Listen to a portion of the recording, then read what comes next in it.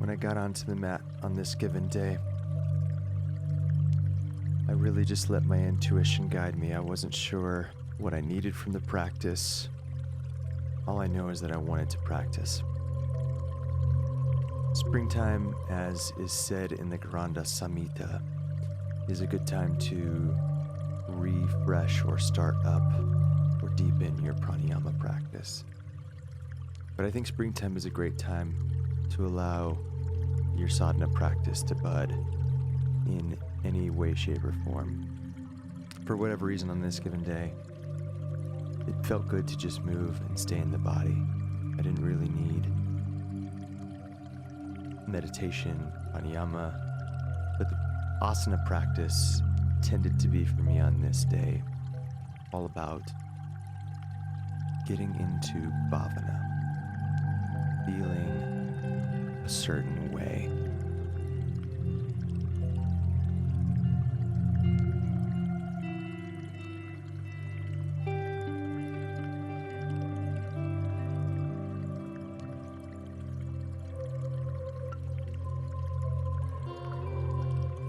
As the practice carried on, and my dog kept distracting me, it actually became a perfect little teacher. And that's one of the things that I've recognized as owning a dog, is that he becomes more and more of a teacher to me.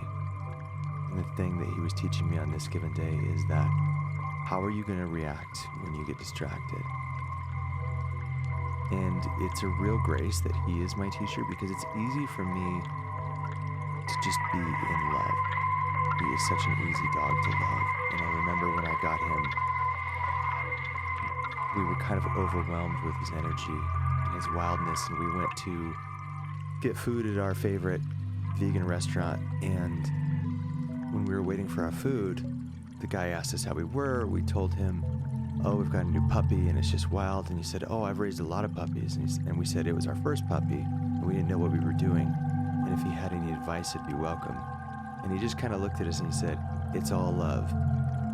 And for as simple as that sounds, that has been definitely the Rosetta Stone for training Pete. It has been all about love. And I let this be part of the practice on this given day, where every time he ran over to me, I wasn't worried about him interrupting the practice. I wasn't mad at him.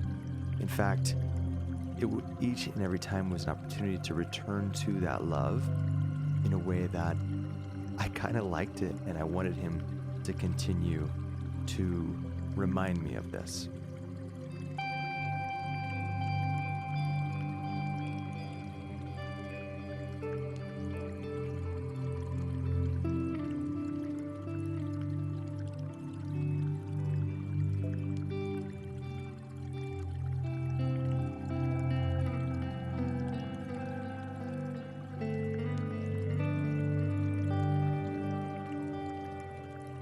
There's a poem from Rumi called An Evolving Course. We began as a mineral, we emerged into plant life and into the animal state, and then to being human. And always we've forgotten our former states, except in early spring, when we dimly recall being green again. That is how a young person turns towards a teacher, how a baby leans towards the breast, without knowing the secret of its desire, yet turning instinctively.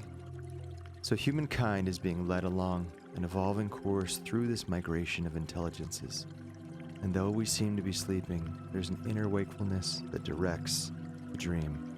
It will all eventually startle us back to the truth of who we are.